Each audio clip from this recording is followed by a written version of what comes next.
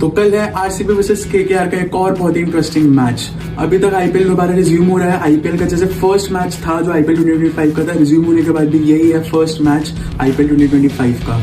Interestingly RCB के साथ बहुत सारी दिक्कतें आई हैं। जॉश हेजलवुड का ना होना, रजत पाटीदार का इंजर्ड होना, दिलप्रीत पाटिकल रूल्ड आउट ही हो चुके हैं आईपीएल 2025 से।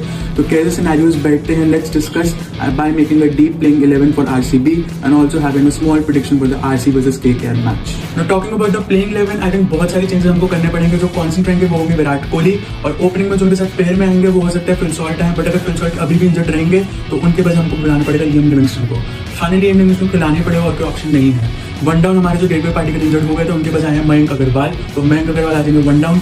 टू डाउन की हम बात करें तो मोस्ट प्रोबेबली रजत पाटीदार ही होंगे, बट क्योंकि वो इंजर्ड की भी उनकी न्यूज आ रही थी तो हो सकता है यहाँ पे लियाम लिविंगस्टन को खिलाने पड़ेगा। फिल सॉल्ट फाइनली ओपनिंग पे आ जाते हैं तो नहीं तो हो सकता है मनोज भांडे को यहाँ पे खिलाना पड़े, या ये भी हो सकता है फाइनली स्वास्थ्य चकारा का ही हमको मिल जाए फाइनली आईपीएल में डेब्यू। अब अगर रजत पाटीदार इंजर्ड होते हैं तो न्यूज ये भी आई थी कि जितेश शर्मा ही कैप्टन बनेंगे। उन्होंने हमें बताया था कि उनको कैप्टन बनने का आरसीबी ने बोला था, वही हमारे विकेट कीपर भी रहेंगे।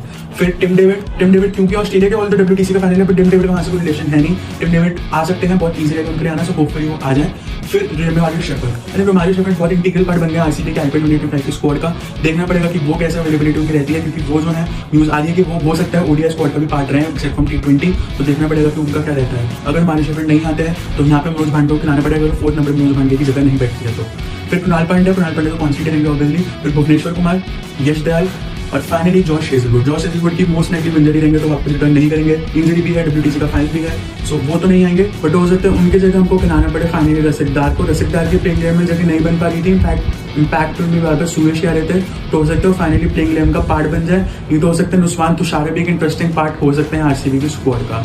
उसके अलावा जो कॉन्सेंट्रेट रहेंगे वो होंगे हमारे इम्पैक्ट प्लेयर यानी सुयश शर्मा। अब आरसीबी वर्सेस केकेआर के मैच की बात करें, प्रेडिक्शन थी तो आरसीबी के साथ अगेन बहुत सारी दिक्कतें आ गई हैं। जैसा आपने स्क्वाड बनाते हुए देखा, ऐसा लगता है आरसीबी जब भी उनका सीजन चल रहा था कुछ ना कुछ उनके ऊपर दिक्कतें आई जाती हैं। केकेआर की बात करें, आई डोंट थिंक केकेआर की स्क्वाड में बहुत सारी दिक्कत आएगी, although KKR is most likely out of the tournament. उनका बिल्कुल प्लेऑफ में आने के चांसेस बहुत ही मिनिमल है, हो सकता है ऑलमोस्ट 0% ही है, बट देखना पड़ेगा कैसे इंटरेस्टिंग मैच है। आरसीबी के लिए बहुत जरूरी मैच है, क्योंकि अगर उनको टॉप 2 में जगह 110% कंफर्म करनी है, उनको कम से कम यहाँ से बचे 3 में से 2 मैच जीतने पड़ेंगे।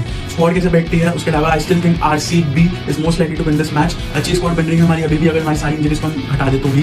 Let's see how this match takes place. Match interesting होगा। Follow our page for more interesting content and drop in your predictions on RCB squad for the match.